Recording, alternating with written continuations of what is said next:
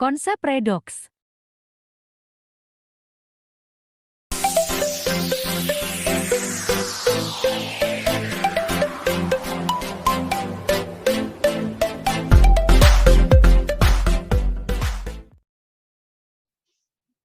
Baiklah, perkenalkan nama saya Elsa Agustina Ginting yang merupakan perwakilan dari kelompok 4 untuk menjelaskan mengenai konsep dasar dari reaksi reduksi dan oksidasi. Ini merupakan sebuah materi dasar dalam percobaan yang dilakukan pada sebuah video yang akan ditayangkan oleh kelompok ini. Baiklah, sebelum memulai dan memasuki mengenai apa sih reaksi oksidasi, terlebih dahulu saya akan menjelaskan bahwa reaksi reduksi dan oksidasi itu merupakan sebuah reaksi yang saling berkaitan dan biasanya disebut dengan reaksi redoks. Reaksi redoks itu merupakan singkatan dari reaksi reduksi dan oksidasi yang berlangsung pada proses elektrokimia. Kedua reaksi tersebut sangatlah berkaitan dan tidak dapat dipisahkan karena mereka mempunyai hubungan timbal balik. Baiklah, selanjutnya ialah mengenai penjelasan rinci mengenai reaksi oksidasi. Reaksi oksidasi dan reaksi reduksi itu mempunyai 3 konsep mengenai hal inti dari reaksi tersebut. Yang pertama ialah reaksi oksidasi dan reduksi tentu melibatkan oksigen. Yang kedua melibatkan elektron, dan ketiga tentu melibatkan bilangan oksidasi. Baik, untuk konsep yang pertama, yaitu reaksi pengikatan oksigen. Pada oksidasi itu melakukan pengikatan oksigen, sedangkan pada reduksi itu melakukan pengelepasan oksigen. Dapat dilihat sebagai contoh dalam sebuah reaksi yaitu tembaga ditambah dengan oksigen menghasilkan tembaga oksida. Sebelumnya kita harus menyamakan dulu koefisien yang pada bagian depan. Seperti kita ketahui bahwa di sini sebuah oksigen berjumlah 2 pada sebelah kiri, maka agar jumlah oksigen dalam sebelah kanan menjadi 2, lalu ditambahkan koefisiennya jadi menjadi 2. Akibat itu sudah ditambahkannya koefisien 2 pada bagian depan pada produk, maka jumlah tembaga itu berjumlah 2. Lalu kita akan masukkan koefisien 2 pada tembaga pada sebelah kiri. Intinya pada proses reaksi pengikatan oksigen ini ialah bahwa letak oksigen itu sendiri terletak sebelah kiri atau biasa disebut dengan reaktan. Begitu juga dengan sebaliknya pada bagian reduksi. Baik, yang kedua itu adalah reaksi pelepasan elektron. Itu ada unsur yang saya ambil ialah Seng atau Zn. Dia mengeluarkan atau melepaskan 2 elektron valensi. Kenapa Zn melepaskan 2 elektron valensi? Karena pada tabel periodik Zn itu berjumlah 2 atom yang lebih atau 2 plus. Jadi dia akan mengeluarkan 2 elektron valensi yang sama. Jadi apabila pada suatu atom pada suatu senyawa lainnya terdapat 3 bertambah 3 plus, berarti dia akan juga mengeluarkan sebanyak 3 elektron valensi. Itu harus memiliki angka yang sama dan koefisien yang sama. Baiklah, yang ketiga itu ialah reaksi yang mengalami kenaikan bilangan oksidasi.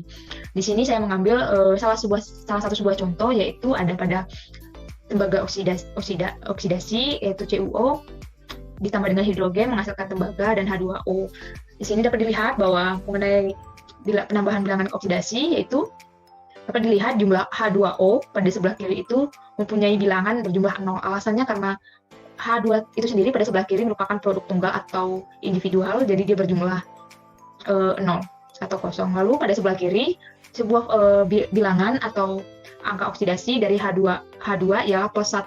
Karena terdapat angka 2, maka dia plus 1 dikalikan 2, di sini terdapat plus 2. Pada sebuah senyawa H2O, berarti dia di sini sudah plus 2 di atas H2, maka bagaimana sih hasilnya plus 2 ditambah atau dikurang berapa yang menghasilkan nilai kosong atau 0? Maka didapat bahwa nilai dari oksigen itu sendiri atau O itu sendiri ialah minus 2. Itu merupakan contoh reaksi yang mengalami bilangan oksidasi. Kenapa disebut bilangan oksidasi? Itu terdapat pada poin atom H, yaitu ada penambahan bilangan oksidasi dari 0 ke plus 1. Mungkin itu saja penjelasan singkat dari saya. Akan dijelaskan secara rinci lagi terhadap bilangan atau reaksi reduksi oleh rekan saya, Amelia Susanti. Kepada Amel dipersilahkan. Baik, untuk pengertian reaksi redoks, itu singkatan dari reaksi reduksi dan oksidasi yang berlangsung pada proses elektrokimia. Nah, untuk pada bagian saya, kita fokus ke reaksi reduksinya, di mana reaksi reduksi sendiri memiliki pengertian di mana suatu reaksi yang mengalami penurunan bilangan oksidasi dan kenaikan elektron. Nah, dapat dilihat pada contoh di samping, di mana atom Cl2 mengalami reduksi. Nah, pada Cl2 di sini memiliki nilai Gilox 0, sedangkan ketika dia sudah bereaksi, dia akan menghasilkan nilai Giloxnya 1, di mana seperti pengertian reduksi tadi, adanya penurunan bilangan oksidasi. Nah, dari 0 menjadi minus 1. Nah, untuk reaksi redoks, oksidasi atau reduktor, di mana Gilox naik dan melepas elektron. Contohnya, Mg plus 2 ditambah 2 elektron menjadi Mg. Sedangkan untuk reduksi atau oksidator, di mana Gilox atau bilangan oksidasi turun dan menangkap elektron. Contohnya Mg menjadi Mg plus 2 elektron. Nah, di mana aturan Biolog sendiri memiliki beberapa peraturan, yaitu yang pertama, di mana unsur bebas memiliki nilai 0. Contohnya monoatomic. Monoatomic di mana atomnya berjumlah satu seperti Li, Na, Be, Mg. Itu nilainya 0. Diatomik, atomnya berjenis 2, itu H2, O2 tetap nilainya 0. Dan poliatomik yang atomnya lebih dari 2, itu juga nilainya 0. Sedangkan pada atom O2 itu memiliki nilai 2, kecuali pada F2O atomnya memiliki nilai plus 2. Yang ketiga, atom H. Atom H memiliki nilai plus 1, kecuali berikatan dengan logam. Berarti ketika atom H berikatan dengan logam, dia akan memiliki nilai minus 1. Yang keempat, senyawa halogen dengan atom lain memiliki nilai Bilogsnya minus 1. Yang kelima, logam golongan 1A Bilogs plus 1 seperti Li, Na itu akan memiliki nilai plus 1. Begitu juga dengan golongan 2A, 3A. Berarti kalau 2A dia akan memiliki Bilogs plus 2 dan 3A akan memiliki nilai Bilogs plus 3. Nah, dapat dilihat contoh reaksi reduksinya sendiri pada PPT, yaitu di mana ada pengolahan biji besi di mana Fe2O3 plus 3CO menjadi 2Fe plus 3CO2, dan pemurnian logam di mana Cr2O3 plus 2Al menjadi Al2O3 plus 2Cr, dan juga CuO plus H2 menjadi Cu plus H2O. Nah, untuk pengolahan biji besi berarti dari Fe besi ditambah oksigen ditambah karbon dioksida, dia akan menjadi 2Fe plus 3CO2. Dan untuk pemurnian logamnya, CrO2 plus 2 aluminium ini menjadi aluminium oksida plus 2 Cr-nya logamnya. Oke. Nah, dapat untuk kita simpulkan lagi, di mana jika ada dua atom berikatan, atom yang ke elektronegatifnya tinggi, berarti tinggi Bilogsnya, berarti nilainya tinggi, dia akan menjadi nilainya min. Sedangkan atom yang ke elektronegatifnya rendah, dia akan menjadi plus nilai Bilogsnya. Selanjutnya untuk reaksi redoks. Nah, dapat dilihat di sini tentukan zat reduktor, zat oksidator, hasil reduksi dan hasil oksidasi dari reaksi redoks, di mana di sini ada SnCl2 plus I2 plus 2HCl menjadi SnCl4 plus 2Hi. Nah, karena kita akan berfokus dengan reaksi reduksi di sini, akan saya jelaskan mengenai reaksi reduksi di sini I2. Seperti aturan Bilogs yang sudah saya jelaskan tadi, atom bebas memiliki nilai 0. Nah, I2 memiliki nilai 0, dan untuk di sini 2Hi, di mana H sendiri memiliki nilai Bilogsnya plus 1, berarti I di sini memiliki nilai minus 1. Dapat dilihat berarti I2 sebelum terjadinya reduksi memiliki Bilogs 0, dan ketika terjadi reduksi dia akan memiliki nilai minus 1. Nah, inilah yang disebut dengan reaksi reduksi. Berarti untuk hasil reduksinya adalah Hi, dan zat reduktor dan zat oksidator ataupun oksidasinya adalah I2. Sekian dari saya. Kemudian ada titrasi redoks iodometri dan juga iodimetri. Iodometri atau titrasi tidak langsung adalah analisa titrimetri untuk zat-zat reduktor dengan penambahan larutan iodin batu berlebihan, dan kelebihannya dititrasi dengan larutan natrium tiosulfat baku. Kemudian ada iodimetri atau titrasi langsung, adalah analisa titrimetri untuk zat-zat reduktor seperti natrium tiosulfat, arsenat dengan menggunakan larutan iodin baku. Lalu iodometri menurut penggunaan dapat dibagi menjadi 4 golongan, yaitu yang pertama adalah titrasi iodium bebas, yang kedua ada titrasi oksidator melalui pembentukan iodium yang terbentuk dari iodida, yang ketiga ada titrasi reduktor dengan penentuan iodium yang digunakan, yang keempat titrasi reaksi atau titrasi senyawa dengan iodium melalui adisi atau substitusi.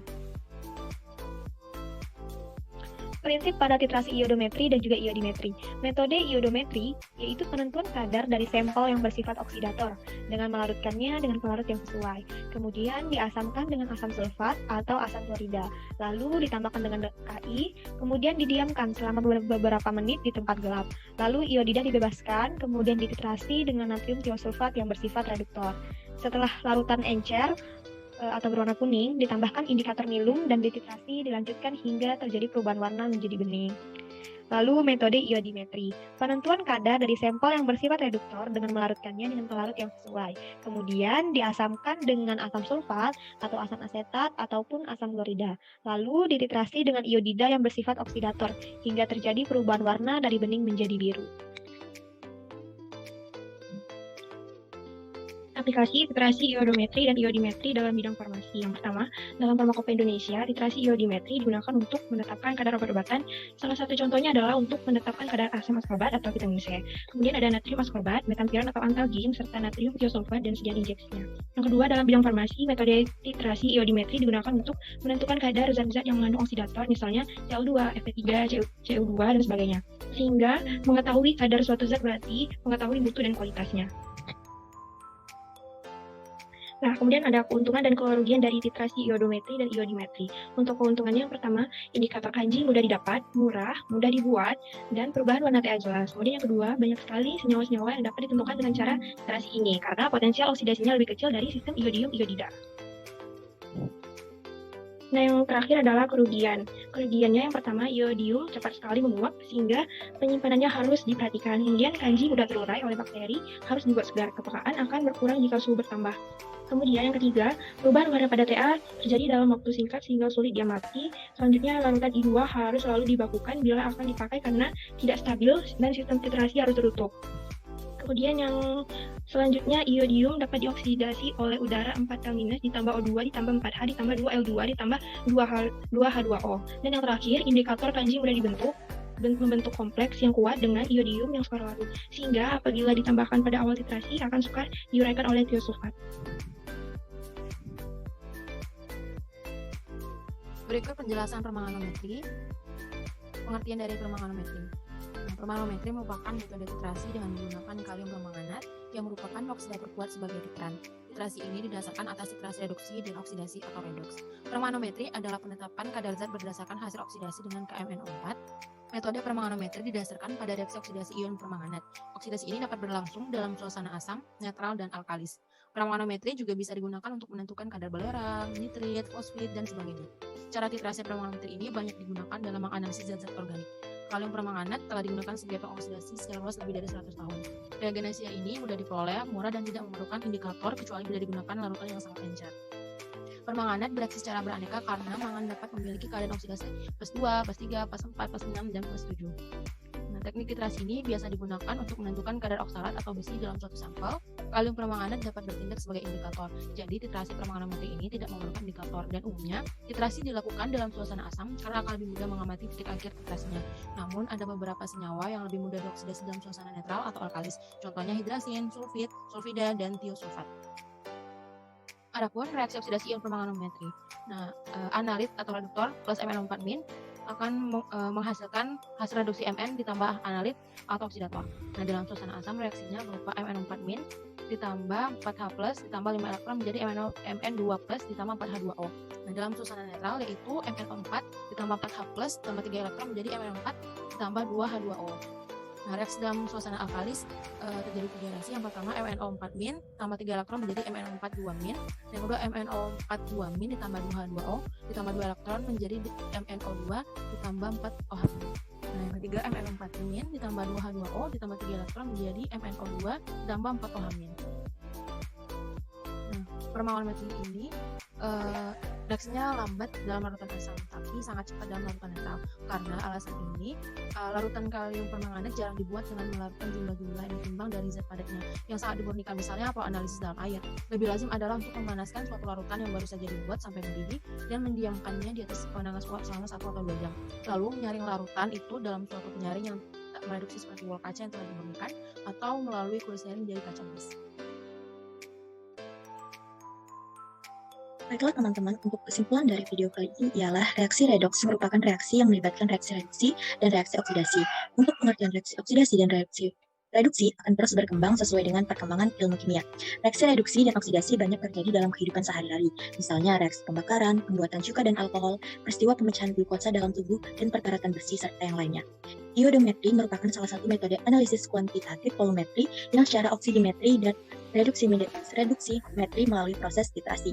Untuk permanganometri sendiri ialah titrasi yang didasarkan pada reaksi redoks. Dalam reaksi ini, ion MnO4- akan bertindak sebagai oksidator, ion MnO4- akan berubah menjadi ion Mn2+ dalam suasana asam. Teknik ini biasanya digunakan untuk menentukan kadar oksalat atau besi dalam suatu sampel. Selanjutnya, untuk kesimpulan terakhir ialah dari hasil praktikum, dapat kita simpulkan bahwa dalam reaksi redoks akan terjadi oksidasi dan reduksi dan pertukaran elektron dari zat-zat yang bereaksi, di mana reaksi reduksi adalah reaksi yang menurunkan bilangan oksidasi, menangkap atau menambah elektron dan melepaskan oksigen. Dan sebaliknya, reaksi oksidasi adalah reaksi yang menaikkan melepas atau mengurangi elektron dan menangkap oksigen.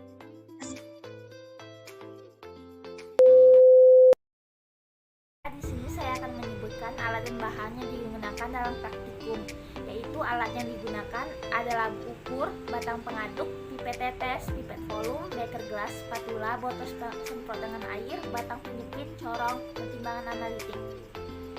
Sedangkan bahan yang digunakan yaitu ada kupre sulfat petahidrat, peranitrat, asam klorida, logam tembaga, dan juga logam seng. Untuk membuat larutan, kita harus menentukan berapa gram senyawa yang akan digunakan dengan rumus sebagai berikut.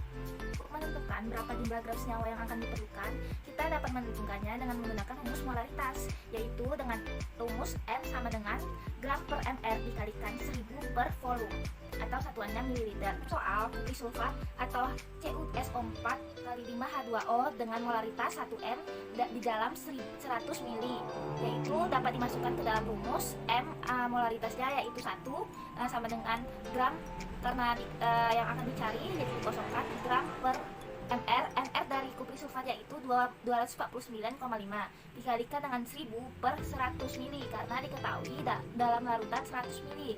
Lalu didapatkanlah hasil dari gram tersebut yaitu 24,95 gram. Setelah didapatkan berapa gram senyawa yang akan digunakan, lalu kita timbang sesuai dengan perhitungan yang didapat. Masukkan hasil timbangan tadi ke dalam beker gelas. Lalu ditambahkan aquades cukupnya.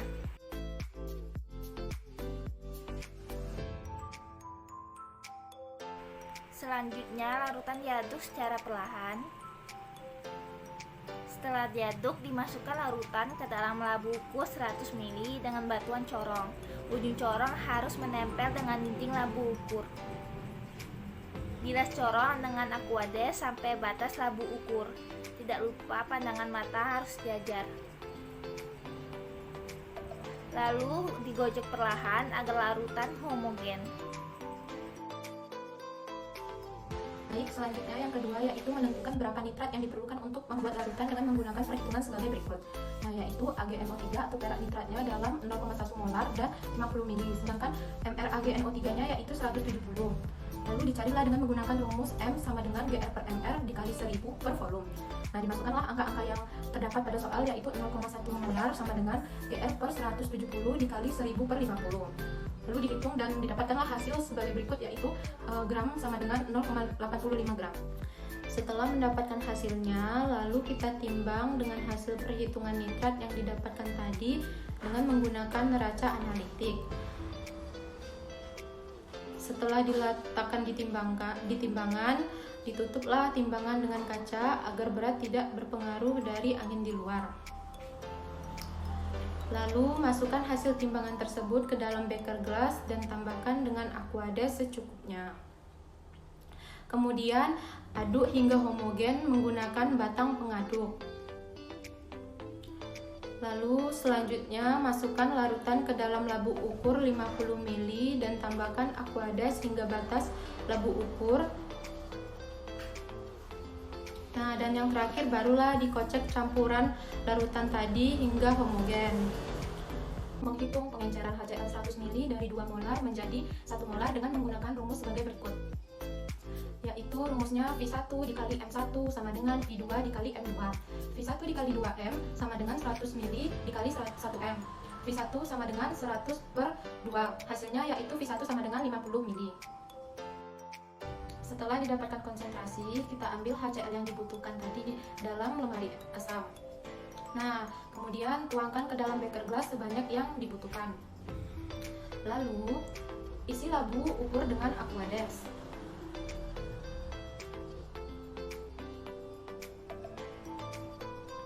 Setelah itu, kita ambil HCl yang terdapat pada beker gelas sebanyak 50 ml dengan menggunakan pipet volume ukuran 20 ml dengan 2 kali pengambilan agar mencapai 50 ml. Kemudian, masukkan ke dalam labu ukur yang telah diisi aquades. Selanjutnya kita lakukan pengecekan sampel. Sampel yang kita gunakan yaitu tembaga dan seng. Selanjutnya kita amplas logam hingga bersih agar tidak terdapat karat-karat yang menempel pada logam tersebut. Selanjutnya kita masukkan aquades ke dalam gelas beker lalu kita cuci logam yang sudah kita amplas tadi. Selanjutnya kita keringkan terlebih dahulu logam yang sudah kita cuci tadi. Ini adalah Zn dan Cu yang sudah siap digunakan. Larutan HCl pada seng atau Zn. Kita masukkan larutan HCl yang kita buat tadi ke dalam beker gelas. Lalu kita gunakan sampel seng atau Zn dan kita masukkan ke dalam larutan HCl yang kita buat tadi. Selanjutnya kita tutup agar tidak masuk udara-udara dari luar. Lalu kita diamkan beberapa saat. Selanjutnya larutan CuSO4 pada seng atau Zn. Kita masukkan logam seng ke dalam larutan CuSO4 yang sudah dimasukkan ke dalam beker gelas. Amati perubahan yang terjadi dan diamkan beberapa saat. Selanjutnya larutan AgNO3 pada tembaga atau Cu. Masukkan logam atau Cu ke dalam beker gelas, lalu masukkan AgNO3 ke dalam beker gelas yang kita siapkan tadi. Lalu amati apa yang terjadi. Lalu inilah perubahan yang terjadi pada CuSO4, HCl, dan AgNO3 yang kita masukkan tembaga atau seng. Pada CuSO4 terjadi endapan berwarna hitam pada seng tadi sudah kita masukkan. Pada HCl terdapat gas atau balon-balon gas pada seng tersebut, dan pada larutan AgNO3 terdapat kerak parah hitam dan tembaga berubah menjadi warna hitam. Sekian, terima kasih.